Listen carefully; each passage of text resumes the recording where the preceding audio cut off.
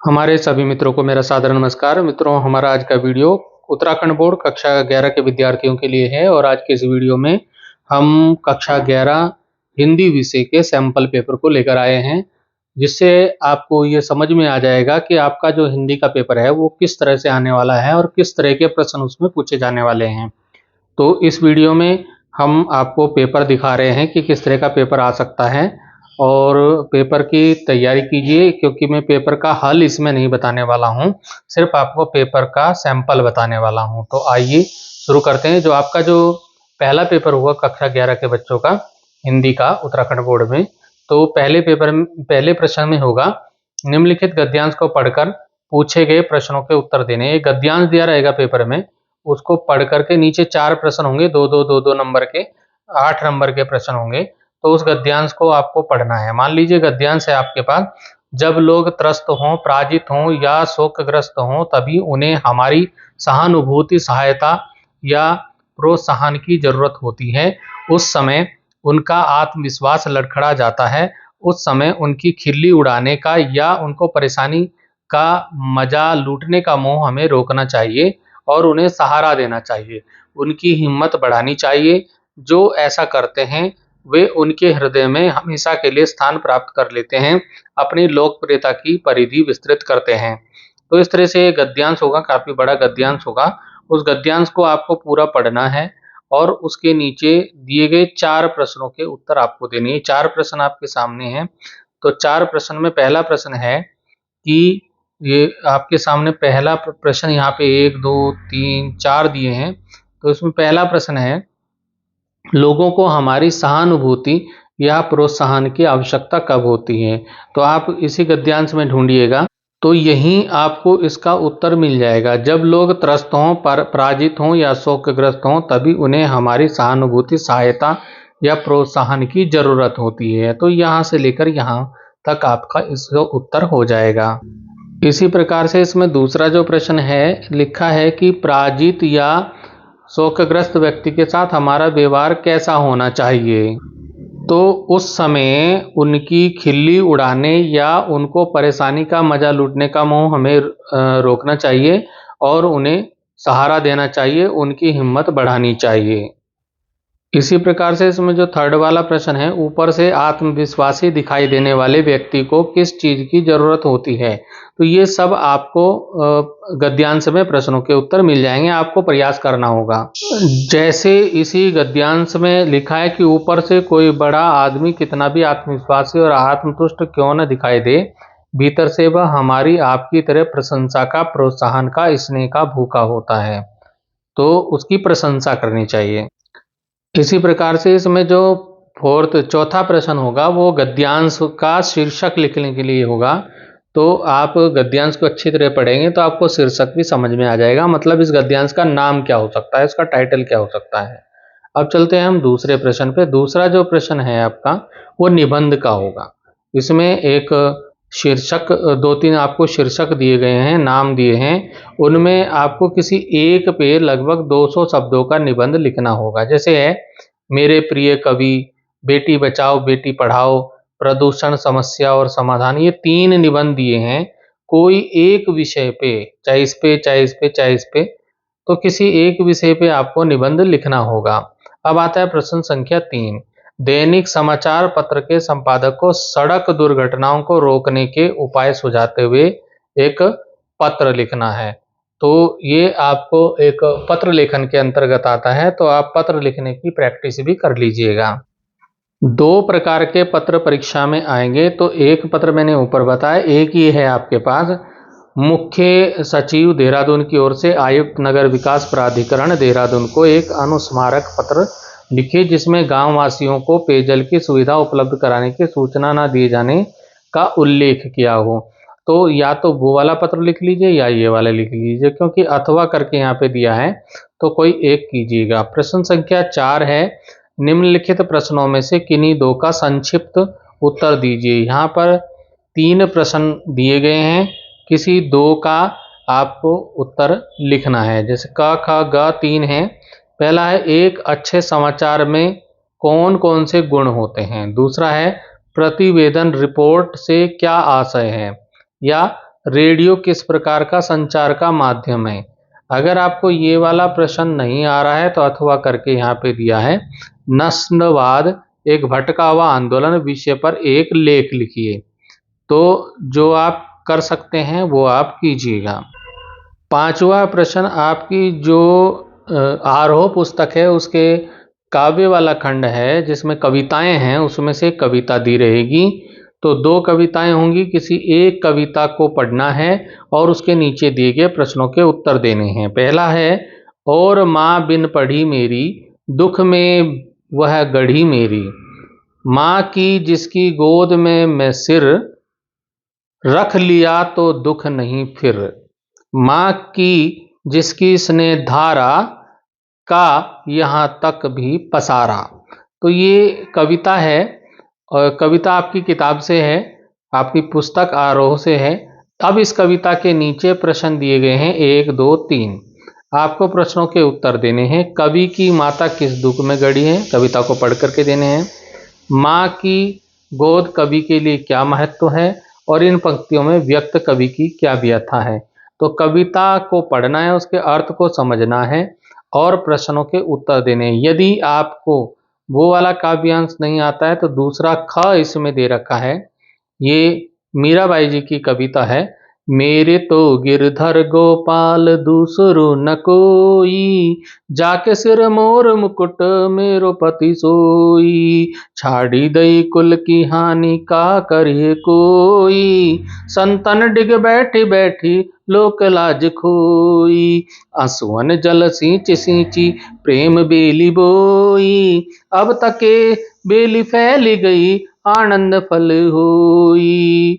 तो ये कविता है मीराबाई जी की, और इसको पढ़ करके, इसके अर्थ को समझ करके, पुस्तक से आपने पढ़ा होगा और इसके नीचे दिए गए प्रश्नों के उत्तर आपको देने हैं। तो चाहे वो पहली वाली कविता की दीजिए प्रश्नों के उत्तर या दूसरी वाली के दीजिए। इसमें प्रश्न है, दूसरों ना कोई के माध्यम से मीरा ने क्या कहना चाहा है, और मीरा ने स्वयं को किसको समर्पित कर दिया है। तो मीरा ने स्वयं को गिरधर गोपाल श्री कृष्ण को समर्पित कर दिया था, तो यही हो जाएगा इसका उत्तर। और फिर आता है, मीरा ने कौन सा घृत काढ़ लिया है। तो कविता को पढ़ोगे और प्रश्नों के उत्तर समझोगे। तो अब आते हैं प्रश्न संख्या 6 पे। प्रश्न संख्या 6 में भी एक कविता का अंश है, एक काव्यांश है, एक कविता, कोई भी कविता का 2-4 लाइनें वहां पे दी होंगी। यहाँ पे पिताजी ने कहा होगा, हाय कितना सहा होगा, कहाँ मैं रोता कहाँ हूँ, धीर में खोता कहाँ हूँ। तो ये पंक्तियां हैं। इन पंक्तियों पे एक आपको कविता का, कवि के भाव पक्ष को समझाना है, और दूसरा इसमें काव्यांश की भाषा शैली को स्पष्ट करना है। 2-2 नंबर के प्रश्न है, 2 का ये, 2 का ये। तो ये भाव पक्ष और कला पक्ष आपको समझना है, अच्छे से पढ़ना है। समझ में ना आए तो कमेंट कीजिएगा, मैं आपके लिए इसका वीडियो तैयार कर दूंगा। अब आते हैं प्रश्न संख्या 7 पर। प्रश्न संख्या 7 आपका काव्य खंड से ही, कविताओं से ही है। कविताओं से यहाँ पे 1, 2, 3 प्रश्न दिए हैं, 2 के आपको उत्तर लिखने हैं। 2-2 नंबर के प्रश्नों के उत्तर हैं। तो यहाँ पर आपका पहला प्रश्न है, कबीर ने अपने को दीवाना क्यों कहा है। कबीरदास जी की कविता से है। मीरा जगत को देखकर रोती क्यों है, ये मीरा की कविता से है। अगला है, अक्क महादेवी के दूसरे वचन में ईश्वर से क्या कामना की गई है और क्यों। बहुत महत्वपूर्ण क्वेश्चन है। तो इस तरह से 2 प्रश्नों के उत्तर आपको यहाँ से लिखने हैं। अब आते हैं हम 8वें प्रश्न पे। 8वां जो प्रश्न है वह है, निम्नलिखित गद्यांशों में से किसी एक को पढ़कर पूछे गए 2 प्रश्नों के उत्तर आपको देने हैं। 2-2 नंबर की ये प्रश्न है, 4 नंबर का ये प्रश्न है। तो यहाँ पर आपकी जो आरोह पुस्तक है, आरोह पुस्तक से जो गद्यांश है, जो पाठ है, उसमें से एक गद्यांश दिया होगा, उसके नीचे प्रश्न होंगे, उन पे आपको उत्तर देने होंगे। अब ये आया, मन में आया कुछ पूछ लें, आपके बेटे बेटियां हैं, पर मियां नसरुद्दीन के चेहरे पर किसी दबे हुए अंधड़ के आसार देख या मजमून न छेड़ने का फैसला किया। इतना ही कहा, ये कारीगर लोग आपकी शागिर्दी हैं। खाली शागिर्दी ही नहीं साहिब, गिन के मजूरी देता हूँ, 2 रुपये मन आटे की मजूरी, 4 रुपये मन मैदे की मजूरी। हाँ, तो ये नसरुद्दीन वाला जो पाठ है, वहाँ पर ये दिया गया है ये गद्यांश। और वहाँ जो लेखिका है वो लेखिका उसे मियां नसीरुद्दीन से क्वेश्चन करती है, लेकिन वो थोड़े से परेशान हो जाते हैं मियां नसीरुद्दीन। तो वहीं से ये जो गद्यांश लिया गया है यहाँ पर है। लेखिका ने मियां नसीरुद्दीन से उसके बेटे बेटियों के बारे में पूछना क्यों उचित न समझा। फिर है मियां नसीरुद्दीन अपने कर्मचारियों के साथ किस प्रकार का व्यवहार करते थे। तो पाठ आप अच्छी तरह से पढ़िए तो आपको प्रश्नों के उत्तर भी आएंगे।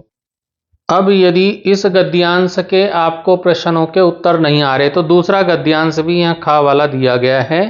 तो कभी ऐसा भी होता जब मैं किसी जलसे में पहुंचता तो मेरा स्वागत भारत माता की जय इस नारे से जोर के साथ किया जाता। मैं लोगों से अचानक पूछ बैठता कि इस नारे से उनका क्या मतलब है। यह भारत माता कौन है जिसकी वे जय चाहते हैं। मेरे सवालने से उन्हें कुतूहल और ताज्जुब होता और कुछ जवाब ना बन पड़ने पर वे एक दूसरे की तरफ या मेरी तरफ देखने लगते। तो ये गद्यांश है। इस गद्यांश ये पंडित जवाहरलाल नेहरू जी वाला पाठ है। तो इसमें ये जो गद्यांश है इसको पढ़ना है, नीचे दिए गए प्रश्नों के उत्तर देने हैं। यहाँ पे जो पहला प्रश्न दिया गया है वो है नेहरू जी किसानों से अक्सर क्या प्रश्न पूछते थे और क्यों।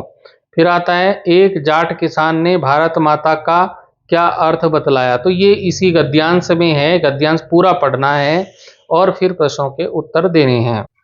प्रश्न संख्या जो 9 आएगा वह है निम्नलिखित प्रश्नों में से किन्हीं दो के उत्तर लिखिए। तो अब ये जो आपका गद्य वाला पाठ है, आरोह का गद्य वाला खंड है, उससे ये पाठ दिए गए हैं। जैसे पहला पाठ है नमक का दरोगा, तो इस कहानी का उद्देश्य लिखना है। फिर है वार्षिक परीक्षा की कॉपियां ने दिखाने के पीछे के तर्क की समीक्षा कीजिए। फिर है स्त्री के चरित्र की बनी बनाई धारणा से रजनी का चेहरा किन मायनों से अलग है। तो ये प्रश्न 3 प्रश्न आपके इसमें 9वें प्रश्न में होंगे, जिसमें से आपको 2 करने हैं जो आपको आते हों और 2-2 नंबर के वो प्रश्न रहने वाले हैं। अब आपका जो 10वां प्रश्न है, 10वां आपकी एक किताब है, आपकी पुस्तक हिंदी की वितान। वितान पुस्तक से यहाँ पर 4-5 प्रश्न दिए गए हैं, जिसमें से आपको 3 प्रश्नों के उत्तर देने हैं। पहला प्रश्न है तातुस लेखिका के घर आने पर क्यों खुश हो जाते थे। अगला है आलो अंधारी में लेखिका क्या संदेश देती है। फिर है वर्षा न होने पर भी कुएं में पानी कहाँ से आ जाता है। फिर है लोग किस क्षेत्र को 6 BC के नाम से जानते हैं। फिर है शास्त्रीय कलाओं का आधार जनजाति और लोक कलाएं हैं, अपनी सहमति और असहमति के पक्ष में तर्क दें। तो आप वितान पुस्तक में जो पाठ दिए गए हैं उनको अच्छे से पढ़िए, प्रश्नों को अभ्यास कीजिए, तभी आप इन प्रश्नों के उत्तर दे पाएंगे। अब आपको जो प्रश्न संख्या 11 आएगा वो आपकी एक हिंदी में संस्कृत की पुस्तक लगा दी गई है। जो पहले थी संस्कृत प्रबोधिनी, अब आई है संस्कृत निर्झरा। तो ये इस साल से नई पुस्तक आई है संस्कृत निर्झरा। उससे ये 11वां 12वां 13वां जो प्रश्न है वो उस पुस्तक से आने वाला है। तो यहाँ पर संस्कृत निर्झरा से एक गद्यांश दिया है। तो लिखा है निम्नलिखित गद्यांश पर आधारित प्रश्नों में से किन्हीं 3 प्रश्नों के उत्तर संस्कृत में दीजिए।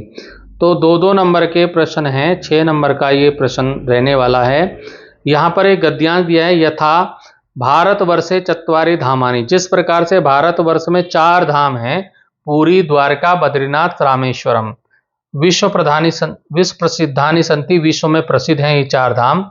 तथैव ठीक उसी प्रकार से उत्तराखंड से चत्वारि धामानि, उत्तराखंड के भी 4 धाम हैं, यमुनोत्री, गंगोत्री, केदारनाथ और बद्रीनाथ च अपि विश्व प्रसिद्धानि, ये भी विश्व प्रसिद्ध संति हैं।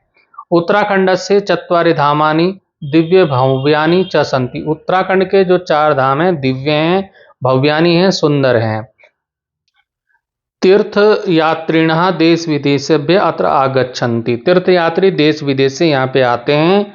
चतुर्षु धामोषु, 4 धामों में, बद्रीनाथ आदि शंकराचार्य स्थापिता। बद्रीनाथ को आदि शंकराचार्य जी ने स्थापित किया था। अयम भारतवर्षस्य चतुर्षु धामास्वपि गण्यति। यह भारतवर्ष के 4 धामों में भी इसकी गणना की जाती है। भारतवर्ष के 4 धाम जो हैं उनमें भी बद्रीनाथ प्रसिद्ध है। उत्तराखंड से चतुर्णाम धामनाम यात्रा, उत्तराखंड के 4 धामों की यात्रा यमुनोत्री, गंगोत्री, केदारनाथ, बद्रीनाथ इति क्रमेण करणीया ऐसा मान्यता अस्ति। जो उत्तराखंड के 4 धाम हैं उनकी यात्रा का जो क्रम है वो सबसे पहले यमुनोत्री धाम में जाना चाहिए, फिर गंगोत्री में, फिर केदारनाथ में, फिर बद्रीनाथ में, ऐसी लोगों की मान्यता है। अब आता है इसमें प्रश्न आता है क, भारतवर्षे कति धामानि सन्ति, भारतवर्ष में कितने धाम हैं। तो यहीं पर प्रश्न का उत्तर आपको मिलने वाला है कि भारतवर्ष में कितने धाम है, चत्वारि, भारतवर्षे चत्वारि धामानि। तो यहीं से आपको उत्तर मिल जाएगा। उनके नाम भी यहाँ पर दिए हुए हैं। अब आता है उत्तराखंड से चत्वारि धामानि नामानि सन्ति, उत्तराखंड के चत्वार मतलब 4 धामों के नाम क्या हैं। तो यमुनोत्री, गंगोत्री, बद्रीनाथ, ये केदारनाथ, बद्रीनाथ, यमुनोत्री, गंगोत्री, केदारनाथ, बद्रीनाथ, तो ये आप लिख देंगे। अगला प्रश्न है उत्तराखंड से चत्वारि धामानि कीदृशानि सन्ति, उत्तराखंड के जो 4 धाम हैं वो कैसे हैं। तो यहीं पे उत्तर मिल जाएगा, उत्तराखंड से चत्वारि धामानि दिव्यानि भवानी च सन्ति। तो इस प्रकार से आपको गद्यांश में ही उत्तर मिल जाएगा। अगला प्रश्न आता है चतुर्षु धामसु बद्रीनाथ केन स्थापित, चारों धामों में जो बद्रीनाथ है उसकी स्थापना किसने की थी। तो यहीं पर उत्तर है चतुर्षु धामसु बद्रीनाथ आदि शंकराचार्यण स्थापितः। तो यहीं से आपको उत्तर मिलने वाले हैं। 12वां प्रश्न भी आपका संस्कृत निर्जरा पुस्तक से आएगा। यहाँ पर आपको एक श्लोक दिया होगा, इस श्लोक को पढ़ना है और उसमें नीचे दिए गए 3 प्रश्नों के उत्तर आपको देने हैं। यहाँ पर श्लोक दिया गया है, श्लोक है यौवनम जीवनम वित्तम छाया लक्ष्मी स्वामिता चंचलानि षडेतानि ज्ञात्वा धर्मरतो भवेत। तो ये जो 6 चीजें यहाँ पे बताई गई हैं, यौवन मतलब जवानी, जीवन मतलब जीवन, और वित्त मतलब धन, और छाया और लक्ष्मी स्वामिता, ये जो 6 चीजें बताई गई हैं, इन ये 6 चीजें हैं जो चंचल हैं। तो इनको जानते हुए कि ये चंचल हैं तो मनुष्य को क्या होना चाहिए, धर्मरतो, धर्म में लग जाना, धर्म कार्य में लगे रहना चाहिए। तो यहाँ पर का है चंचलम किम, चंचल क्या है, चंचल यौवनम जीवनम वित्तम छाया लक्ष्मी स्वामिता, ये सब क्या हैं जो है चंचल हैं। मानवम कीदृशम भवेत, मानव को कैसा होना चाहिए, मानवम धर्मरतो भवेत। ठीक है। अब आए कानी चंचलानी ज्ञात्वा धर्मरतो भवेत, किनको चंचल समझ के धर्मरत होने चाहिए। तो यौवनम जीवनम वित्तम छाया लक्ष्मी स्वामिता चंचलानी षडेतानि ज्ञात्वा धर्मरतो भवेत। तो ये यहीं से आपको प्रश्नों के उत्तर मिलने हैं। 4 जो है यहाँ पे प्रश्न है, 4-5 प्रश्न हैं जिसमें से 3 आपको करने हैं। अब आता है प्रश्न संख्या 13। प्रश्न संख्या 13 भी आपको संस्कृत निर्जरा के जो पाठ हैं उन पाठों पर आधारित, पाठों के अंत में उन पर आधारित प्रश्न उत्तर दिए गए हैं। उन प्रश्न उत्तरों को के लिए मैंने अलग से वीडियो भी बनाया है, इंपॉर्टेंट क्वेश्चन आंसर का एक वीडियो बनाया है, उसको आप देख लेंगे तो सारे प्रश्न उत्तर आपकी समझ में आ जाएंगे। तो आप उस वीडियो को अवश्य देखिएगा। 2 नंबर के 8 नंबर के ये प्रश्न आने वाले हैं। तो इसमें उत्तराखंड से चतुर्णाम धामनाम नामानि लिखे, तो उत्तराखंड के 4 धामों के नाम लिखिए। फिर एक काम बिना सहजावस्था दुर्लभा, किसके बिना सहज अवस्था दुर्लभ है। फिर एक सा कस्याम परीक्षायाम प्रथम स्थान लब्धवती, उसने कौन सी कक्षा में परीक्षा में प्रथम स्थान प्राप्त किया। तो किसने, जागर गायिका बसंती बिष्ट पाठ से ये है। तो जागर गायिका बसंती बिष्ट ने कौन सी कक्षा में प्रथम स्थान प्राप्त किया था। तो 5वीं की कक्षा 5वीं कक्षा में प्रथम स्थान प्राप्त किया था। अब आता है हरीशाक्यम दृष्टवा उच्चे हस्ती, हरीश क्या देख के जोर से हंसने लगता है। तो हरीश अपने मोबाइल में शॉर्ट वीडियो देख रहा था, रील देख रहा था। तो लघु चलचित्र उसको देख रहा था, वो तो शॉर्ट वीडियो को देख रहा था, तो उसे देख के उसको जोर से हंसी आ जाती है। अब आता है कस्य बुद्धि नित्यम वर्धते, किसकी बुद्धि नित्य बढ़ रही है। तो मनुष्य की बुद्धि जो है नित्य बढ़ रही है। तो मानवस्य बुद्धि नित्यम वर्धते। और संस्कृति कया कृता, तो ये सब आपको मैंने जो इम्पोर्टेंट क्वेश्चन का वीडियो बनाया है उसमें आपको ये सारे मिलने वाले हैं। तो उस वीडियो को अवश्य देखिएगा और पाठ के नीचे अंत में दिए गए प्रश्नों को सभी को तैयार कर लीजिएगा। और भी इसमें प्रश्न दिया गया है, केदार पत्रस्य प्रयोगः किमर्थम क्रियते। केदार के पत्तों का जो प्रयोग है वो किस लिए होता है, तो औषधि निर्माण में होता है। तो इसको भी आप पढ़िएगा। अगला है शल्य चिकित्साया सर्वप्रथम प्रयोग केन कृता। तो शल्य चिकित्सक, जो शल्य चिकित्सा है, शल्य चिकित्सा होता है ऑपरेशन, सर्जरी। तो सर्जरी की जो चिकित्सा है वो सर्वप्रथम किसने की, तो एक पार्ट है उसमें बताया गया है शल्य चिकित्सक सुश्रुत। तो सुश्रुत जो शल्य चिकित्सक थे उन्होंने शल्य चिकित्सा का सबसे पहले प्रयोग किया था। अब आता है प्रश्न संख्या 14। निम्नलिखित शब्दों में से किन्हीं दो पदों को लेकर संस्कृत वाक्य बनाकर उत्तर पुस्तिका में लिखना है। अपनी उत्तर पुस्तिका बोलते हैं कॉपी को, जिसमें आप पेपर करोगे। तो यहाँ पर जो है श्रुत्वा, गणेशाय, नेत्रम, देशभक्ता, पतंती भो, ये शब्द यहाँ पे दिए। ऐसे कुछ शब्द आपको, ये वाले शब्द नहीं, कुछ और शब्द आपको दिए रहेंगे पेपर में, और उनको आपको केवल 2 शब्दों का, ये तो आपको 6 शब्द यहाँ पर दे दिए हैं, केवल 2 शब्दों का, जैसे ओम गणेशाय नमः, है ना। तो इस तरह से कोई आपको 2 शब्दों के संस्कृत वाक्य बनाने। एक एक नंबर का ये प्रश्न है। आता है 15वां प्रश्न। निम्नलिखित में संधि विच्छेद करना। यहाँ पर जो शब्द दे रखे हैं 2 शब्द, इनका संधि विच्छेद करना है। जैसे सच्चरित्रम, तो सत धन चरितम हो जाएगा। ऐसे अहम इति, तो अहम अहम हो जाएगा और धन इति हो जाएगा। तो इस तरह से इनका संधि विच्छेद करके इनको लिखना है, और तब आप, ये 15 प्रश्न आपके पेपर में आने वाले हैं। तो मित्रों, इस प्रकार से आपके पेपर का सैंपल रहने वाला है। ये पेपर का केवल सैंपल है, ये इसकी कोई गारंटी नहीं है कि यही प्रश्न आपके पेपर में आने वाले हैं, पर इस तरह का पेपर आपका आ सकता है। तो आप इस तरह से अपनी तैयारी रखिएगा और पेपर को अच्छे से करिएगा, अच्छे अंक प्राप्त करिएगा, उसके बाद आप सफलता प्राप्त करेंगे। तो अभी मेरी शुभकामनाएं हैं आपके लिए। फिर मिलेंगे अगले वीडियो में। धन्यवाद।